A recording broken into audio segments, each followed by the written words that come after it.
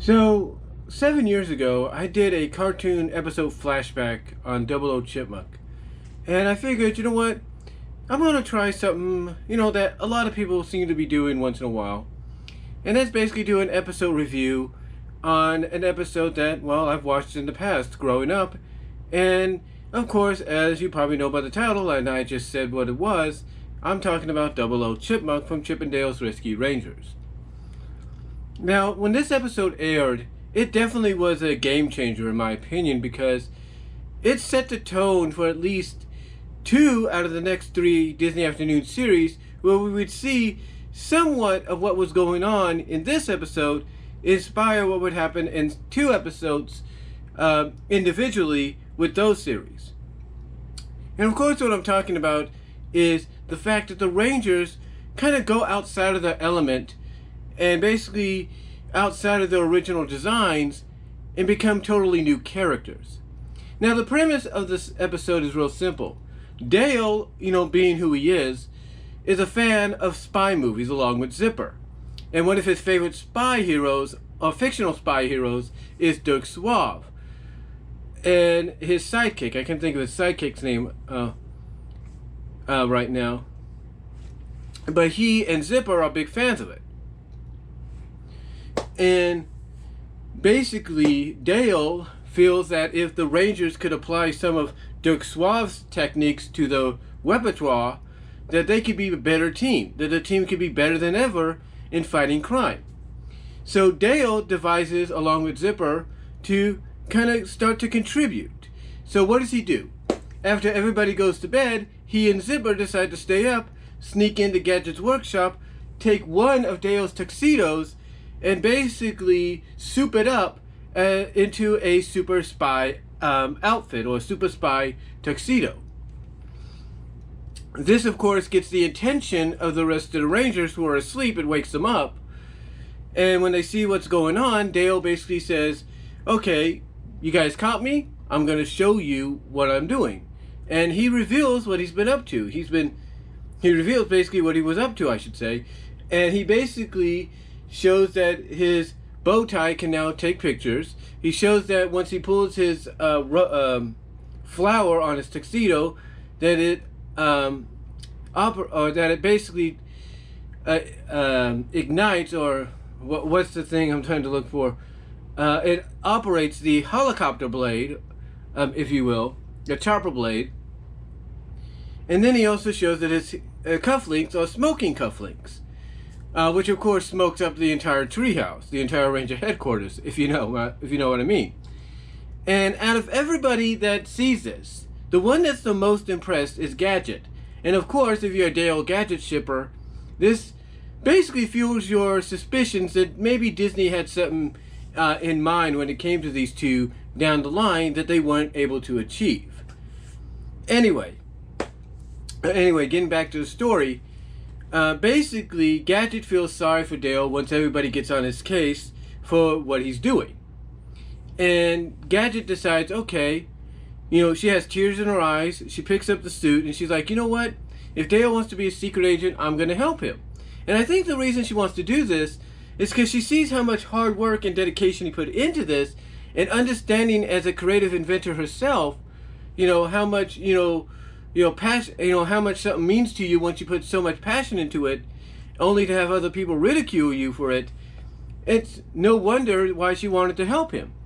So she devises up an idea to create a little spy adventure game involving herself, Dale, Chip, and Monterey to help Dale and Zipper feel better.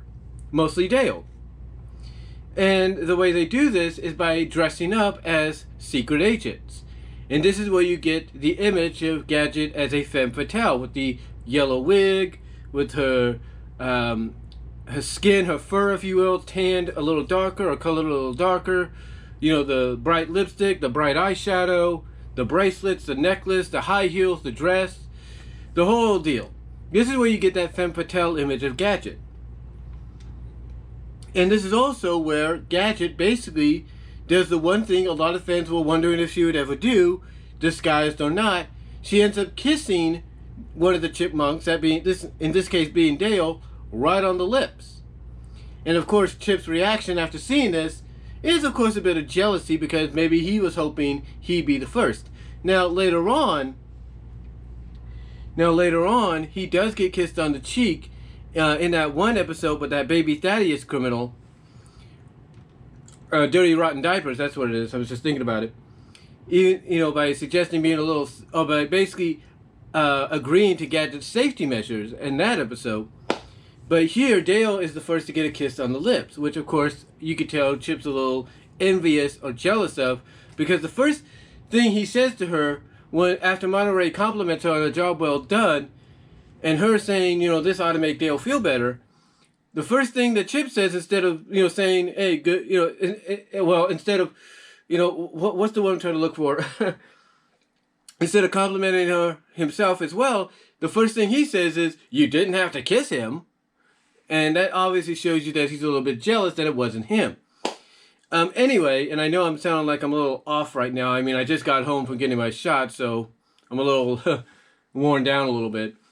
Not totally tired, but just a little worn down from going on the bus to Newman, to Patterson, walking around, then coming back. Anyway, getting back on track here. Basically, what happens is the spy game is initiated, and the original plan is for Chip to lead Dale back to headquarters. Basically, the plan was supposed to go like this: Dale would encounter Chip at the miniature golf area, or at the golf course. And then he would encounter Gadget's contact, which was Monterey in disguise. And then encounter Chip again, and then Chip would lead him back to headquarters, where they would surprise him by saying, hey, see? Surprise! We did this all for you to make you feel better. And which is a great idea. But what happens in typical Ranger fashion, and even Dale fashion, is things go from fantasy to legit real. And basically what happens is that the little fantasy game to make Dale feel better gets mixed in with a real life spy situation where basically a real legit spy microfilm gets mixed up with theirs, and let's just say in typical Rescue Ranger fashion, shenanigans and chaos ensue. But in the long run, what happens is Dale is, in a legit real situation, able to prove himself as a potential super spy by not only helping his friends get free of the real legit evil spies that captured them, but also by proving the fact that maybe maybe his ideas are not so useless after all, even having Chip compliment him and saying that he is one of the best super spies he's ever met. And overall, when you look at this episode in general, it is one of the game changers of the Rescue Rangers, if not the Disney Afternoon for the next several years. Because the following year in Tailspin, during the Tailspin run, the episode Bringing Down Baby, involved Baloo and Kit and Rebecca dressing up as mobsters, to infiltrate Babyface's mob, his racket, if you will, and try to get him arrested or rearrested and put back into prison, along with his Ma and the rest of his gang. So, excuse me. So they have to do that, and this is where you get Rebecca Cunningham in Tailspin dressed up as that 1940s starlet design that you see around Google. When you type in Rebecca Cunningham, Tailspin, and all that, you get not just the original design, but you also get that. And then, 2 years later, because they didn't do too much in Darkwing Duck, but 2 years later, you have Tailspin. Not Tailspin, you have Goof Troop. And in the episode Puppy Love, you have Peg do something similar, but to help out her son to try to impress a girl he likes at school. So, yeah, basically, to say Rescue Rangers had a huge impact with this episode on other Disney Afternoon properties down the line, in my opinion, would be saying something. Because again, this episode is jam-packed with a lot of firsts. It's the first time we see an inventive, creative side of Dale come out. It's the first time we see the Rangers overall out of their element, as well as out of their original designs. You know, it's the first, and also I think, in my opinion, it's the first time that it's truly established that there are villains outside of the norm. Outside of the likes of Nimno and Fat Cat, you get other villains, and sometimes these villains are more than just your regular, you know, catch by can villains that like to rob vehicles or take over the world or something like that, or rob banks, take over the world, stuff like that. You know, there's more to them. And to me, I think this episode set the tone of what was to come later on, because later on you had, you know, the Banshee and the Luck Stops Here. You have Renifred and Good Times Bad Times. You know, you have a peripheral of more characters that showed up, you know, outside of the norm that the Rangers had to battle, and I thought that was great. I thought that was tremendous. It put more variety. And I believe, again, this is the episode where it truly started, because it showed that there was more to a normal villain than just robbing a bank, getting rich, or taking over the world. And this proved it. This episode proved it. And again, like I said, the number one thing to me is it took the Rangers out of the elements and put them in a different environment that we're not used to seeing.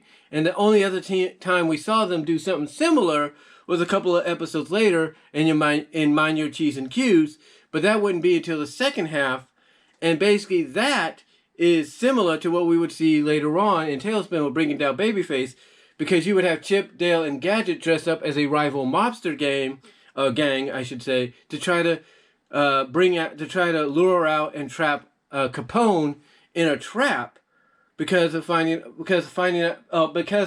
out he's the reason there's a milk shortage and a cheese shortage around town.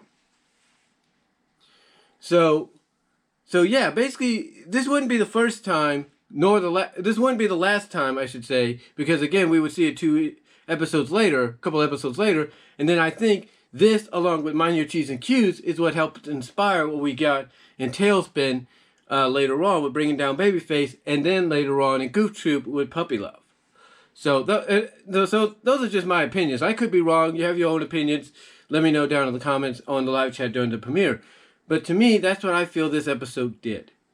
Also, if you're a Dale and Gadget shipper, and I was at the time and still am, you know, to me, this episode kind of really, I guess, you know, almost strengthened the idea, almost put too much stock behind the idea that, yeah, Disney had something planned for these two. Like, had Disney gotten the Rescue Ranger movie, the one originally they were going to do after the DuckTales one, you know, do a Disney afternoon, like, cinematic universe in theaters back then? No, not connected, but you get what I'm saying. I think had that happened, you know, originally as planned, I think in the movie we would have had Dale and Gadget together.